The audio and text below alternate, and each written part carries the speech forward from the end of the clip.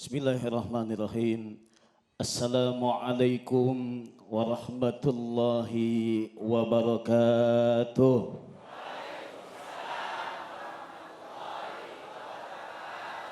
Bismillah, alhamdulillah, la haula wa la quwwata illa billah, amma ba'du.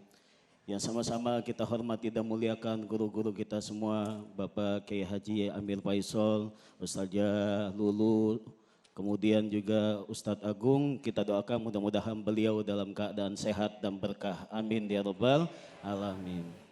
Allah Subhanahu wa taala memberikan syariatnya kepada kita sebagai bentuk keinginan Allah Subhanahu wa taala, yaitu adanya perintah yang harus dilakukan oleh kita sebagai hambanya yang beriman. Ketika Allah tidak menyukai, maka turunlah berupa larangan yang harus kita jauhi.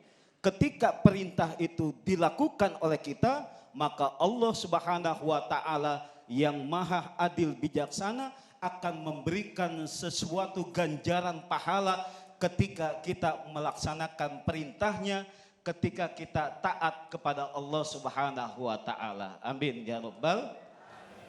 Begitu juga ketika Allah memberikan larangan-larangannya kepada kita, maka kita pun harus menjauhi apa yang dilarang oleh Allah Subhanahu wa taala. Dan itu adalah bentuk kita taat juga kepada Allah yang nanti pun akan mendapatkan ganjaran di sisi Allah Subhanahu wa taala. Dan Allah Subhanahu wa taala amat sangat membenci perilaku zalim, Bapak Ibu semua. Zalim itu asal katanya dari zaluma yazlumu, ya, artinya adalah kegelapan. Yang melakukan kezaliman ini adalah seseorang yang hatinya gelap, sehingga keburukan-keburukan yang ia lakukan jangankan di dunia, nanti di akhirat dia pun akan mendapatkan keburukan nantinya. Dia pun akan mendapatkan kegelapan nantinya di yaumil akhirat nanti. Maka Rasulullah SAW bersabda, ittaquz zulma fa inna zulma zulumatun yaumal qiyamah. Kata Rasulullah, jauhi oleh kita perbuatan yang zalim, karena sesungguhnya perbuatan zalim nanti akan mendatangkan keburukan, akan mendatangkan kegelapan nanti di yaumil qiyamah.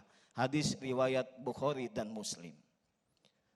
Zalim itu sendiri, jumhur ulama sepakat bahwasanya ada beberapa poin penting yang dijelaskan oleh ulama kita. Yang pertama, menempatkan sesuatu tidak pada tempatnya, itu zalim.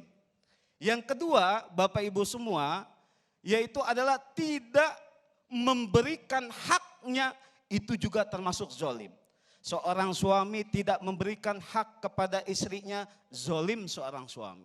Seorang istri juga sama, Bu. Ibu juga sama, tidak memberikan hak suami, zalim ibu. Seorang pimpinan kepada bawahannya tidak memberikan hak bawahannya, maka zalim juga. Makanya walaupun jadi seorang pemimpin, bawahannya tidak mampu untuk menuntut di dunia, tapi nanti di pengadilan Allah, dia akan menuntut seorang pimpinan yang berbuat zalim kepada bawahannya. Dan kemudian zalim ini dibagi atas 3 dimensi utama. Yang pertama adalah kezaliman hambanya kepada Tuhannya.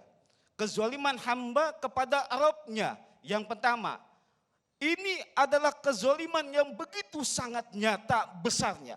Allah sangat membenci seseorang yang telah Allah ciptakan, namun dia tidak mau untuk sujud kepada Allah. Namun dia tidak mau menyembah kepada Allah, bahkan mensekutukan Allah Subhanahu wa taala. Allah berfirman, "Innasyirka lazulmun adzim." Sesungguhnya syirik itu adalah kezaliman yang begitu sangat besar di hadapan Allah Subhanahu wa taala. Maka tujuan kita dihidupkan di muka bumi ini tidak lain adalah untuk menyembah kepada Allah Subhanahu wa ta'ala. Bu, Bu, Allah nyuruh kita sholat ya Bu ya. Pak, Allah nyuruh kita ibadah. Inilah bentuk ketika kita taat kepada Allah. Nanti Allah akan memberikan ganjarannya kepada kita. Kita beriman kepada Allah, tekatkan ketakwaan kita di sisi Allah. Insya Allah kehidupan kita pun akan bertambah berkah nantinya. Amin ya Rabbal. Kemudian yang kedua, kezaliman yang kedua adalah apa? Kezaliman diri kita antar sesama manusia maupun makhluk hidup. Jadi dikatakan zalim juga antara kita dengan sesama manusia dan juga kepada sesama makhluk hidup ciptaan Allah. Kita kalau ngelihat kucing Bapak Ibu semua yang nyolong ikan di rumah kita, ya memang udah dasar rizkinya aja mungkin dia. Dia mau minta kagak dikasih. Ditungguin nih kapan melengnya sama. Tapi itu kucing tahu Bu, kalau dia minta dia makannya anteng. Enak tuh makannya, pelan-pelan tuh makannya. Kagak takut. Coba kalau kucing lagi nyolong diem-diem segala macam. Ibu datang kabur ya. Tahu bahwa perbuatannya itu tidak baik, itu kucing. Ya. Jadi ketika ibu menemukan makhluk ciptaan Allah, jangan pernah disakiti ibu. Jangan sampai disiram air panas, jangan sampai ditendang ya. Jangan seperti itu. Begitu juga itu kepada makhluk Allah. Begitu juga kepada manusia.